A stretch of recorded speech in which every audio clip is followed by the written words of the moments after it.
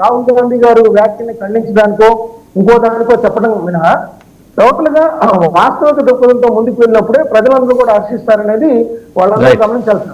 Right. Doctor Tulasi Reddy గారు రెండు అంశాలు, transactional diplomacy, what exactly Saikrishna గారు ఇందాక ప్రస్తావన చేశారు. కొన్ని సందర్భాల్లో తగ్గి ఉండటం, వ్యూహాత్మకంగా వ్యవహరించడం, మౌనంగా అదేదో ఆ ఒప్పందాన్ని అమలు చేస్తున్నట్టుగా కనిపించటం, ఇది భారత్ చేస్తోంది దానికోసమే. అండ్ రెండోది దాంతోపాటు ఏంటంటే స్ట్రాటజిక్ అలయన్సెస్ దృష్ట్యా కొన్ని అనివార్యతలు ఉంటాయి. వీటి దృష్ట్యా మనం దాన్ని తలొగ్గి ఉంటున్నాము అనే మాటను ఆయన అంగీకరించరు. కానీ ఆల్మోస్ట్ మోరల్లెస్ అదే ఇంకొక ఈస్ట్ ఇండియా కంపెనీని మనమే తయారు చేసుకుంటున్నాము అమెరికా రూపంలో. ఇప్పుడు ఇంకా బానిసత్వానికి ఒప్పుకుంటే ఇంక ఏముంది, ఏం లేదు కదా. నేను బానిసగా ఉండేదానికి ఉన్నాను, ఇది తాత్కాలికమనే ఇది ఒక అనుకుంటే ఇంకా మొత్తం భారత స్వాతంత్ర ఉద్యమానికే అర్థమే లేదు వచ్చేసి. ఇక్కడ అటువంటి ముందు కండిషన్ పెట్టిన తర్వాత ఒప్పందం ఏంటి? నువ్వు రష్యా నుంచి చమురు కొనుగోలు చేయకూడదు, మాది వెనిజులాది కొనాలా అని తర్వాతనే ఒప్పందం. ఆ కండిషన్కే ఒప్పుకున్న తర్వాత ఇప్పుడు అదే నువ్వు బంగ్లాదేశ్ నుండి టెక్స్టైల్ కానీ మిగతా కొనకూడదు అని అమెరికాకు మన షరతు విధిస్తే స్థాయిలో ఉన్నామా? దానికి అమెరికా ఒప్పుకుంటుందా? కాబట్టి ఫండమెంటల్గా ఒప్పందం వచ్చేసి ఒప్పందానికి షరతు పెట్టి ఆ షరతుకు లొంగిపోవడమే, మొత్తం దేశాన్ని సరెండర్ చేయడమే, అంతే. ఇంకా సార్వభౌమత్వాన్ని కోల్పోవడమే. అది కోల్పోయిన తర్వాత ఇంకా మిగతా ఒప్పందాల్లో కొన్ని లాభాలు కొన్ని నష్టాలు ఉంటాయి. కొన్ని రంగాలకు లాభాలు ఉండొచ్చు, కొన్ని రంగాలకు నష్టాలు ఉండొచ్చు.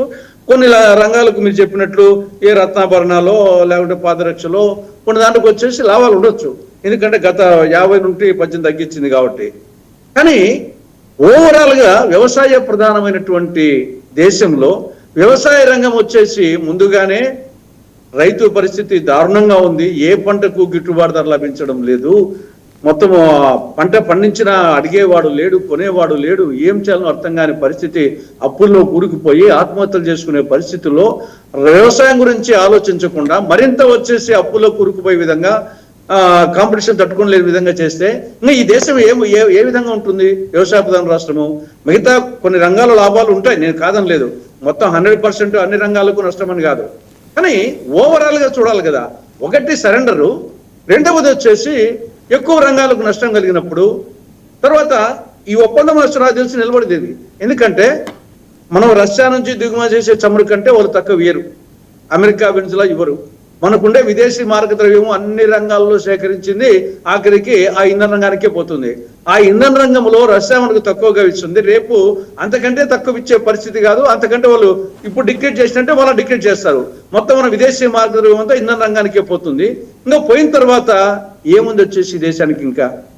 కాబట్టి ఆ ఒప్పందం రద్దన్న అవుతుంది, లేకుంటే సార్వభౌమత్వం కోల్పోవడం జరుగుతుంది. ఈ రెండే జరిగేది. సావరెంటీ కోల్పోవడమా, ఒప్పందం రద్దు కావడమా, ఈ రెండింటిలో ఏదో జరిగి తెలుస్తుంది వచ్చేసి. రైట్. గఫూర్ గారు, ఇంకొక ఈస్ట్ ఇండియా కంపెనీ తయారవుతోందా?